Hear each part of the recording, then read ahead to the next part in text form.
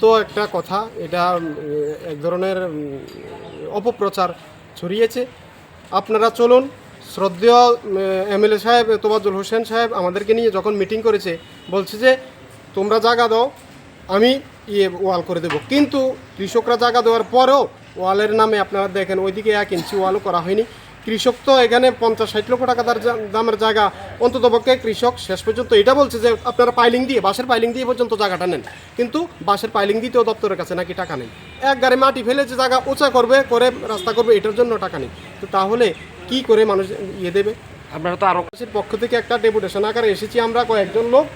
আমরা আলোচনা হয়েছে যদি 15 থেকে 20 দিনের মধ্যে আড়ালিয়া উত্তরপাড়া রোডের কাজ না ধরা হয়, আমরা এই সোনামুড়ার মধ্যে বৃহত্তর আন্দোলন করব। এমনকি শুধু একটা রোড নয়, সোনামুড়ার চারিদিকে একদিনের 4টা রোড অবরোধ করব।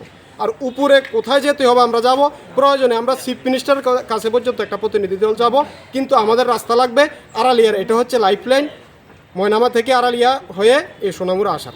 এটা দীর্ঘদিন আমাদের সমস্যা। এটা আসলে রাস্তাটা হচ্ছে সোনামুড়া হাসপাতাল রোড হতে ময়নামা পর্যন্ত প্রায় 4.5 কিলোমিটার একটা রোড। এটা প্রায় 3 কিলোমিটারের মতো হয়েছে, আর বাকি 1.5 কিলোমিটার রাস্তা এখনও কোনো এক অজ্ঞাত কারণে হয়নি। যেটা বুঝলাম যে তাদের নাকি যে ওয়ালের যে কোয়ান্টিটি ছিল, কোয়ান্টিটি নিয়ে জন্য রাস্তার সাইডে ওয়াল করতে পারে না। ছড়ার মধ্যে, পুকুরের মধ্যে ওয়ালের প্রয়োজন। ওয়াল না করলে তো আর রাস্তার পাশও বাড়ানো সম্ভব হয় না। তো এই জন্য রাস্তার কাজটা অনেক দিন আটকে ছিল। আমরা কয়েকবার এটা আন্দোলন করেছিলাম।